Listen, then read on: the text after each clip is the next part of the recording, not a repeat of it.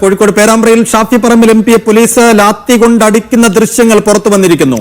കണ്ണീർവാതക പ്രയോഗത്തിനിടെയാണ് ഷാഫിക്ക് പരിക്കേറ്റതെന്നായിരുന്നു പോലീസിന്റെ വാദം പൂർണ്ണമായും പൊളിച്ചു കളയുന്ന ദൃശ്യങ്ങളാണ് ഇപ്പോൾ പുറത്തു വന്നിരിക്കുന്നത്. ഇന്നലെ മുതൽ തന്നെ കോൺഗ്രസ് നേതാക്കൾ ഉൾപ്പെടെ ആവർത്തിച്ചു പറയുന്നുണ്ടായിരുന്നു ഷാഫി പറമ്പിലിന്റെ തലയ്ക്കും മൂക്കിനും പോലീസ് മനഃപൂർവ്വം ലാത്തി ഉപയോഗിച്ച് മർദ്ദിക്കുകയായിരുന്നു എന്നുള്ളത്. പക്ഷേ പോലീസിന്റെ വാദം ഈ കണ്ണീർവാതകം പ്രയോഗിച്ചപ്പോൾ ഉണ്ടായ അപകടത്തിലാണ് ഇത്തരത്തിൽ പരിക്ക് ഷാഫി പറമ്പിലിന് സംഭവിച്ചത് എന്നുള്ളതായിരുന്നു. പക്ഷേ അതങ്ങനെയല്ല. ഷാഫി പറമ്പിലിനെ പോലീസ് തേടി അടിക്കുകയായിരുന്നു എന്നുള്ളത് ആ ദൃശ്യങ്ങളിൽ നിന്ന് തന്നെ വ്യക്തമാണ്. ഷാഫി പറമ്പിലും പ്രവർത്തകരും ഈ സമരത്തിലുണ്ട്. അവർ മുന്നോട്ട് പോലീസുമായി തർക്കത്തിൽ ഏർപ്പെടുകയാണ്. ഈ സമയത്താണ് ലാത്തി കൊണ്ട് ഷാഫി പറമ്പിലിനെ അടിക്കുന്ന ദൃശ്യങ്ങൾ പുറത്ത് വന്നിട്ടുള്ളത്. പോലീസ് ഇന്ന് രാവിലെ ഷാഫി പറമ്പിലിനെതിരെയും മറ്റ് പ്രവർത്തകർക്കെതിരെയും കേസ് ഉൾപ്പെടെ എടുത്തിട്ടുണ്ടായിരുന്നു. അന്യായമായി സംഘം ചേരുക ഉൾപ്പെടെയുള്ള വകുപ്പുകളൊക്കെ ചേർത്താണ് പോലീസ് കേസ് എടുത്തത്. പക്ഷേ ഈ വാദം പോലീസ് തള്ളുകയായിരുന്നു. ഷാഫി പറമ്പിലിനെ തങ്ങൾ മർദ്ദിച്ചിട്ടില്ല എന്നുൾപ്പെടെയുള്ള വാദമായിരുന്നു പോലീസിന്റെ ഭാഗത്തു നിന്നും